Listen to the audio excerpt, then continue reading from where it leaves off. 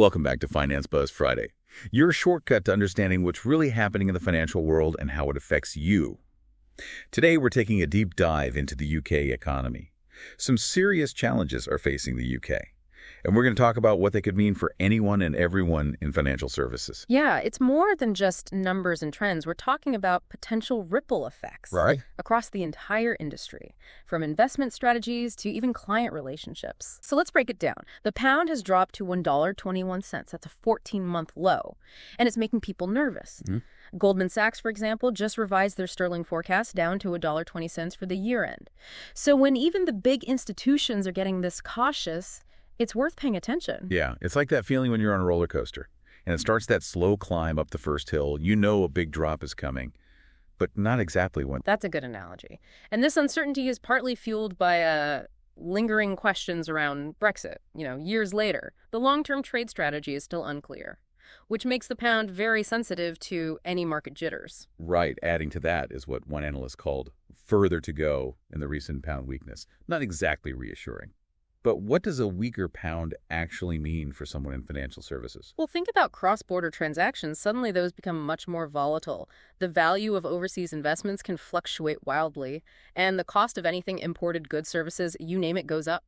For financial professionals, this means a lot more explaining to do, a lot more hand-holding, and a lot more strategizing to help clients navigate this new landscape. Okay, so that's the pound, but then there's the issue of rising gilt yields. We're seeing 4.909% for 10-year gilts and 5.473% for 30-year gilts.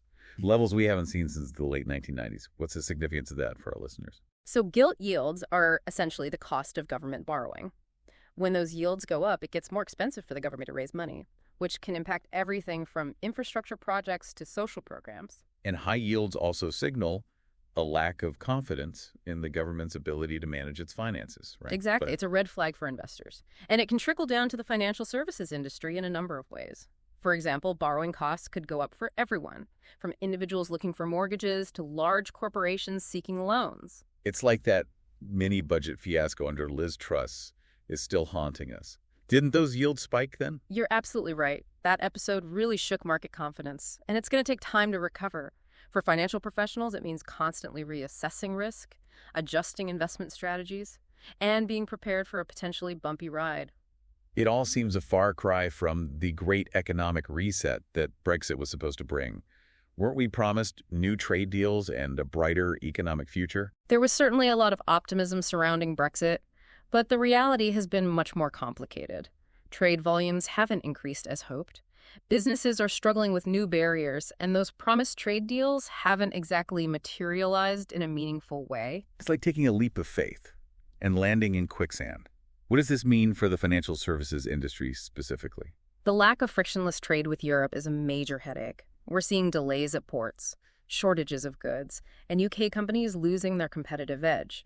For financial services, this translates to reduced cross-border activity, shifts in investment patterns, and a constant need to adapt to the changing regulatory landscape. It's a pretty challenging picture, doesn't it? It certainly does, and there are even more complexities to consider, especially given the recent changes in the global political landscape.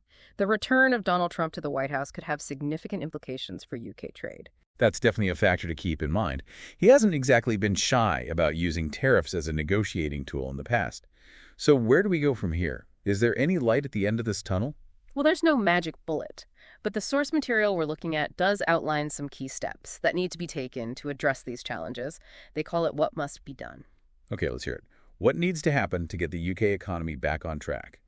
And what does it mean for those of us working in financial services? The first priority is rebuilding market confidence. That means taking concrete steps to stabilize the pound and reassure investors that the UK is a safe and stable place to do business.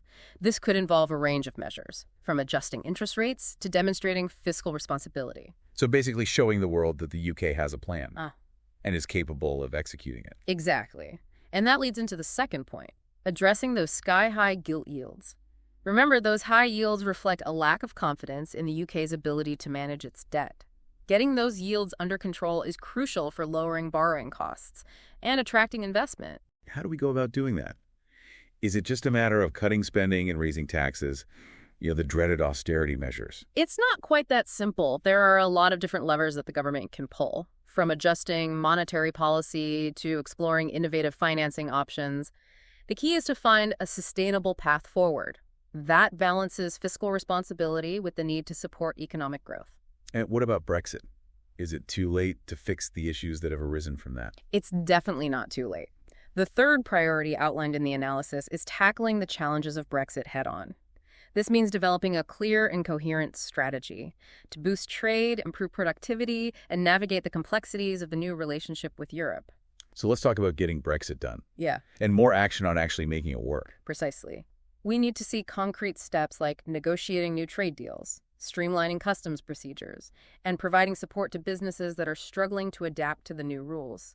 The financial services industry has a key role to play here in helping clients navigate this complex landscape and identify new opportunities for growth. And what about the return of Trump? How do we factor that into the equation? That's where the fourth priority comes in, preparing for global risks. The world is an increasingly uncertain place, and the UK needs to be proactive in engaging with other major economies like the US to mitigate potential trade shocks and ensure its voice is heard on the global stage. So building bridges rather than burning them, making sure we're not caught off guard by sudden shifts in trade policy. Exactly. The potential for renewed protectionism under a Trump administration is a real concern, especially given his past actions targeting UK exports like steel and Scotch whiskey. The financial services industry needs to be prepared for potential market volatility, trade disruptions, and a more challenging global trade environment. It's certainly a lot to take in, but it's important to remember that knowledge is power. The more you understand about these complex issues, the better equipped you'll be to help your clients navigate them. So staying informed is key, keeping up with the news, attending industry events, and constantly educating yourself on the latest developments. Absolutely. And don't be afraid to reach out to your network for support. Talking to colleagues, bouncing ideas off of mentors, and engaging in industry discussions can be incredibly valuable in helping you make sense of it all. So we're not in this alone. There's a whole community of financial professionals out there, grappling with the same challenges and looking for solutions together. Exactly. And that's one of the things that makes the financial services industry so fascinating. It's constantly evolving, presenting new challenges and opportunities. And while the current landscape in the UK may seem particularly turbulent, it also offers a chance for those in the industry to demonstrate their expertise, their adaptability, and their commitment to helping their clients succeed. So it's not all doom and gloom. There's still room for optimism and innovation. Absolutely. Difficult times often breed creativity and resourcefulness. For financial professionals, this is an opportunity to think outside box, to develop new strategies, and to find innovative solutions that help clients not just weather the storm, but actually thrive in the new environment. It sounds like mindset is a big part of this, focusing on solutions rather than getting bogged down by the challenges. Exactly. It's about embracing a growth mindset, being proactive, and always looking for ways to add value for your clients. That's a great message to end on. So to recap, what are the key takeaways for our listeners today? Well, I think the key takeaway here is that the UK economy is facing some significant headwinds, but it's not all doom and gloom. Right. We've talked about the weakening pound, those rising gilt yields, and the challenges of navigating a post-Brexit world, not to mention the potential impact of Donald Trump's return to the White House. Right. And while these are all serious issues, they also present opportunities for financial professionals to demonstrate their expertise and their value to their client. Yeah. So rather than panicking, we should be focusing on what we can control, which is our knowledge, our strategies, and our ability to adapt to change. Absolutely. Financial professionals need to stay informed, keep a close eye on economic indicators and policy announcements, and be prepared to adjust their strategies as needed. It's like being a ship captain navigating through a storm. You need to constantly monitor the weather, adjust your course, and make sure your crew is prepared for anything. That's a great analogy. And just like a ship captain relies on a skilled crew, financial professionals can lean on their network of colleagues, mentors, and industry experts for support and guidance. So collaboration is key.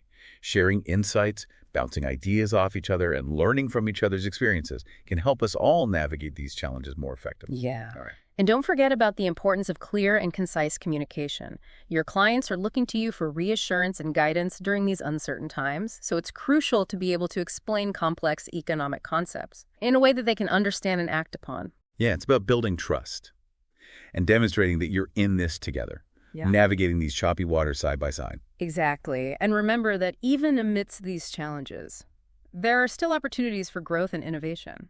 This is a time for financial professionals to be creative, to think outside the box, and to develop new strategies that meet the evolving needs of their clients. So rather than viewing this as a time of crisis, we can see it as a time of transformation, a chance to reshape the financial landscape and emerge stronger and more resilient on the other side. That's the spirit. We're not just reacting to events, we're shaping the future. And with the right knowledge, the right mindset, and the right support network, financial professionals can help their clients and themselves not only survive, but thrive in this new era. Well, this deep dive has been incredibly insightful. Thank you for sharing your expertise. Yeah. And helping us make sense of these complex issues. It's been my pleasure. Remember, stay informed, stay connected, and stay focused on the opportunities that lie ahead. And to all our listeners out there in the financial services world, we're in this together. Let's embrace the challenges, adapt our strategies, and continue to build a more resilient and prosperous future for ourselves and our clients.